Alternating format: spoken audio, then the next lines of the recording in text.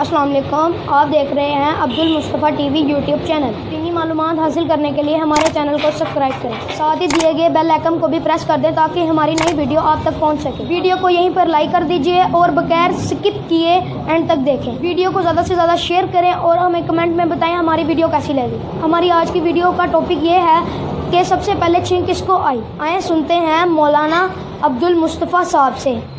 बिस्मिल्लाहिर्रहमानिर्रहीम।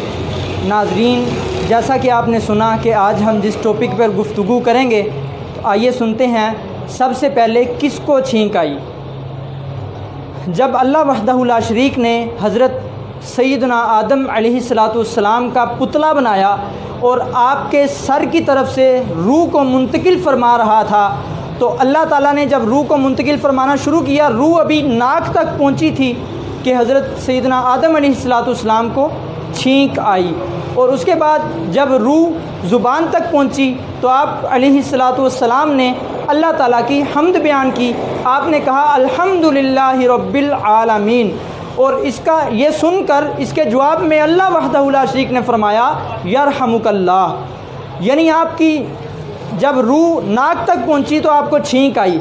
इस दुनिया में हज़रत इंसान ने सबसे पहला जो काम किया वो था छींक मारना, और उसके बाद जब रूह ज़ुबान तक पहुंच गई और सबसे पहला जो जुमला कहा वो था अल्लाह ताला की तारीफ़ बयान करना। और अल्लाह ताला ने हज़रत इंसान से सबसे पहला जो कलाम फरमाया वो था यरहमुकल्लाह, यानी अल्लाह तुझ पर रहम करे। नाज़रीन, ये थी हज़रत आदम अलैहिस्सलाम की छोटी सी हिस्ट्री कि सबसे पहले आप अलैहिस्सलाम को छींक आई। आने के बाद आपने क्या किया वो आप सुन चुके कि आपने अल्लाह की तारीफ़ बयान की। उसके बाद जवाब में अल्लाह ताला ने आपको दुआ दी कि यरहमुकल्लाह, यानी अल्लाह तुझ पर रहम करे। आइए अब सुनते हैं कि इस्लाम हमें क्या कहता है कि जब हमें छींक आए हमें क्या करना चाहिए और सुनने वालों को क्या करना चाहिए, और साइंस क्या कहती है, छींक क्यों आती है और अगर आए तो हमें क्या करना चाहिए। पहले बढ़ते हैं इस्लाम की जानिब कि छींक अगर आए इस पर हमारे नबी अलैहिस्सलाम ने हमें हुक्म इरशाद फरमाया कि हम पढ़ें अल्हम्दुलिल्लाहि रब्बिल आलमीन। अब इसकी वजह क्या है, ये दुआ पढ़ी क्यों जाए? तो नाज़रीन, जब छींक आती है तब इंसान का सांस रुक जाता है।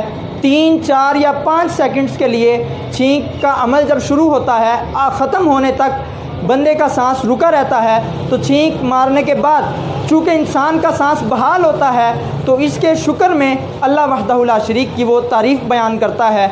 इसलिए हमें छींक के बाद अल्हम्दुलिल्लाहि रब्बिल आलमीन कहना चाहिए। अब ये जो अल्लाह की तारीफ़ बयान करनी है ये सुन्नत है, लेकिन छींक मारने वाले ने जब ये अल्हम्दुलिल्लाह कह दिया तो जितने भी सुनने वाले हैं उन पर वाजिब हो जाएगा कि वो यरहमुकल्लाह कहें, उन पर उसको दुआ देना वाजिब हो जाएगा।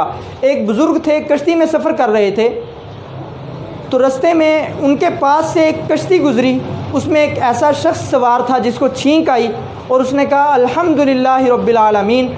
अब उन बुज़ुर्गों ने जब ये सुन लिया, चूँकि इन पर वाजिब हो गया, तो अब ये अपने मुकाम पर पहुंचने के बाद दोबारा पैसे देकर उसी कश्ती पर सवार होके दूसरी कश्ती के पास गए और उस शख्स के पास जाकर उसे सुनाया, उसे कहा यरहमुकल्लाह, यानी अल्लाह तुझ पर रहम करे। ये कहकर फिर आप दोबारा लौट आए। तो ये थे हमारे असलाफ़ कि इस्लामी मामले में नेकियां इकट्ठी करने के चक्करों में, नेकियां इकट्ठी करने के मामले में आप पैसे की परवाह नहीं किया करते थे, बल्कि आपने सिर्फ़ छींक का जवाब देने के लिए आप वहाँ गए, आपने जवाब दिया और आप वापस लौट आए। आइए अब बढ़ते हैं साइंस की जानिब कि साइंस क्या कहती है। नाज़रीन, एक तहकीक के मुताबिक हमारे नाक में कुछ ऐसी वेन्स हैं जिनका ताल्लुक़ हमारे दिमाग के साथ है, और जैसे ही कोई मिट्टी वगैरह नाक में पहुँचती है या सर्दी या फिर ठंडी हवाएँ चलती हैं तो जो हमारे नाक में वेन्स हैं वो हरकत में आती हैं और उनका कनेक्शन चूँकि दिमाग की वेन्स के साथ है, वो उनको पैगाम पहुंचाती हैं। जैसे ही उन तक पैगाम पहुंचता है तो वो हरकत में आकर ऐसा अमल हमारे साथ करते हैं कि हमें छींक आ जाती है। और छींक जो है ये हमारे दिमाग के अंदर जो वेन्स हैं वो और फेफड़ों के अंदर वेन्स, इनके अंदर एक ऐसी हवा जमा हो जाती है जिसका निकलना ज़रूरी हो जाता है, और उसके साथ कुछ केमिकल्स बैक्टीरियाज और वायरस वगैरह भी मौजूद होते हैं जो हमारी छींक के ज़रिए बाहर निकल आते हैं। तो डॉक्टर्स कहते हैं छींक आने के बाद 10 सेकंड्स तक हमें अपना सांस अंदर की जानिब लेकर रखना चाहिए